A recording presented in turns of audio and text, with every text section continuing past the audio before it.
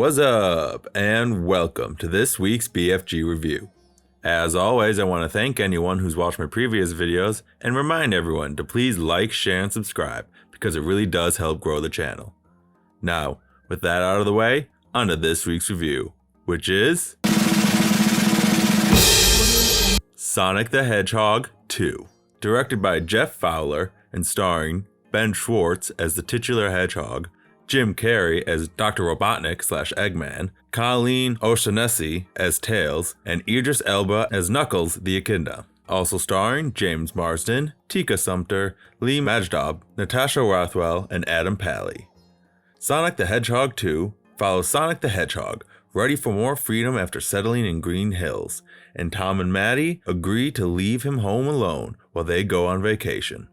But no sooner after they've gone, Dr. Robotnik comes back, this time with a new partner, Knuckles, in search for the Master Emerald, a gem with the power to both build and destroy civilizations.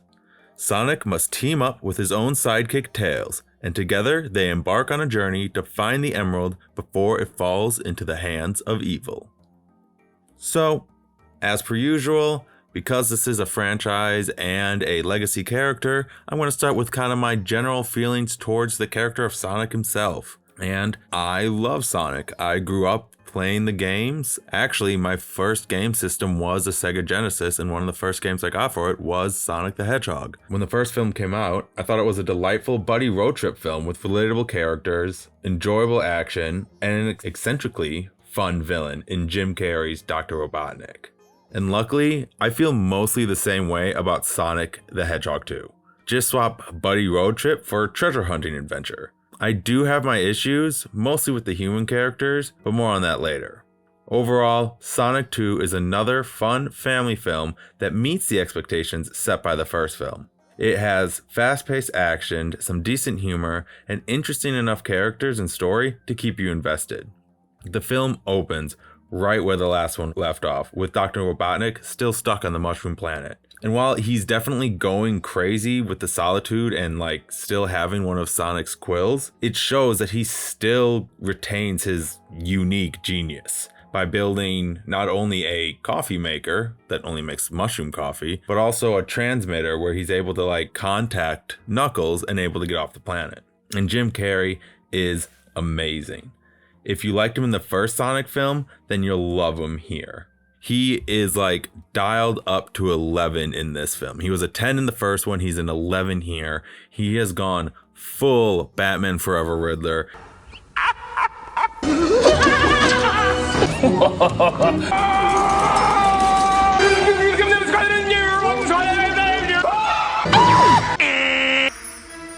Spank me. And I love it.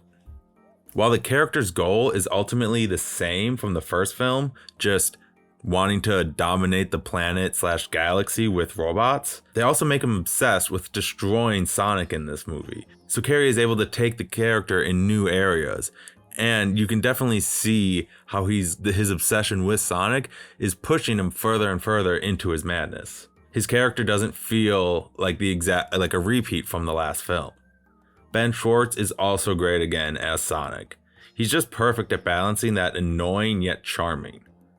In the first scene we see him, Sonic is stopping an armed truck robbery, and while he does technically stop the bad guys, he also causes a bunch of property damage because he doesn't quite know what he's doing yet. There are a lot of moments in this film that like to remind you that Sonic is still a kid, maybe a teenager or close to an adult, but he's still very, very young. And he has a lot of growing up to do before he's ready to be the hero he's meant to be.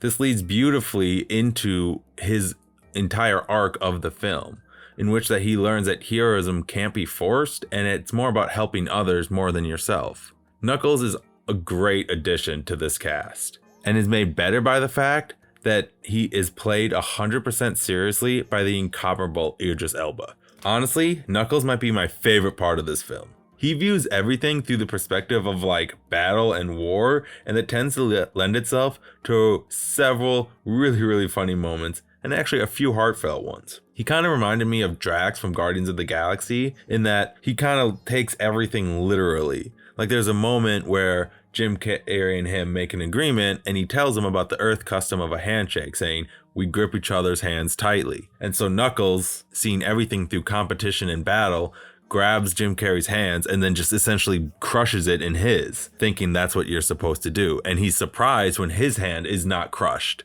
As stated, Idris Elba is giving this performance his all, which just adds to the fun of the character. And it's really fun to see Sonic and Knuckles fight. While they have similar powers, the two have very different fighting styles that helps create rather inventive action scenes.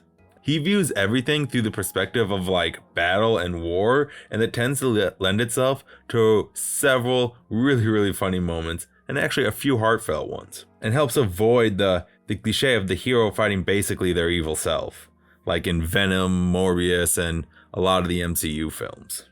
As much as I loved Knuckles, his greatness somewhat overshadows the other new character, Tails.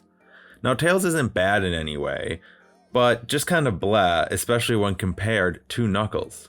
And I feel that more focus was put on the Knuckles-Sonic rivalry rather than the Sonic-Tails friendship, and I would have liked to see more attention to the latter. There's a scene somewhere in the middle where Sonic and Tails officially become friends, and to me, there was no real connection between the two. They do have chemistry, but it's just kind of lackluster, again, when compared to the chemistry between other characters in the film.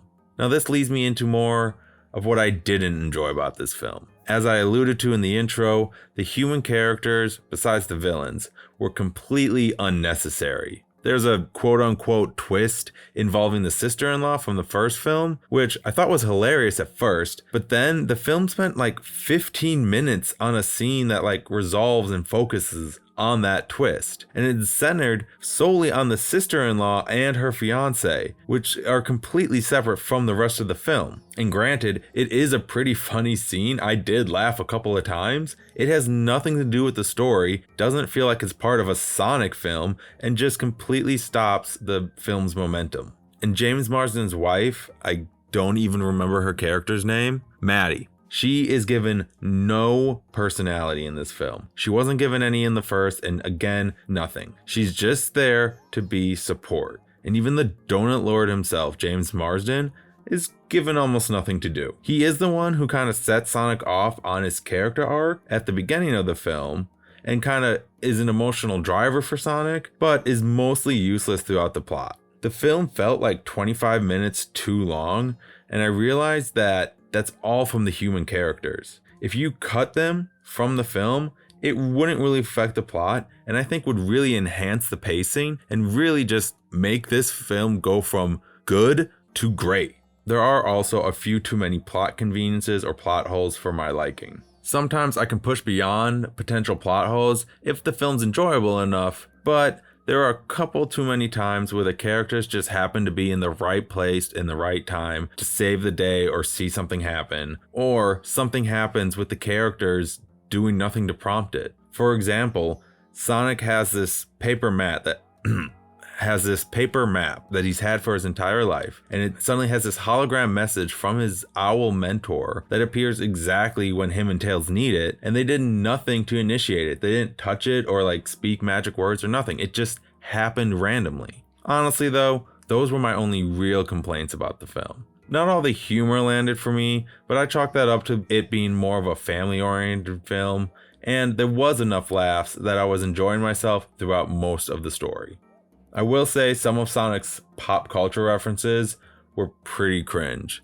The Winter Soldier line I thought was especially bad. Sonic 2 luckily has an amazingly epic climax. Everyone's powers are on display, and it is so much fun to watch. You get to see Sonic and Tails really work off each other, and throwing Knuckles in there is just an added benefit. This is also where the film really dives into the Sonic lore, and my lizard brain ate it all up. I was loving it. Something happens to Sonic that you see in the video games, and I didn't really expect them to do it here. And when it does happen, I was geeking out like I was sitting in a Marvel film. The film's climax and mid-credit scene, yes there is a mid-credit scene, left me excited for more Sonic and actually helped me somewhat forget about my earlier qualms. Because in the end, Sonic the Hedgehog 2 is an enjoyable theater experience for every member of the family, with amusing characters, entertaining action, and a captivating villain. Maybe with one more round of editing, Sonic 2 would earn slightly more than a B letter grade. So, those are my thoughts on the film. Let me know your thoughts on the film, as well as your thoughts on the drawing in the comment section down below. And if you want to hear me have more in-depth discussions on film, check out I Know You with Derek and Jamie, anywhere you find podcasts. Don't forget to like, share, and subscribe, and hit that bell notification icon to be notified anytime I release a new video. Thanks everyone, and have a fantastic day.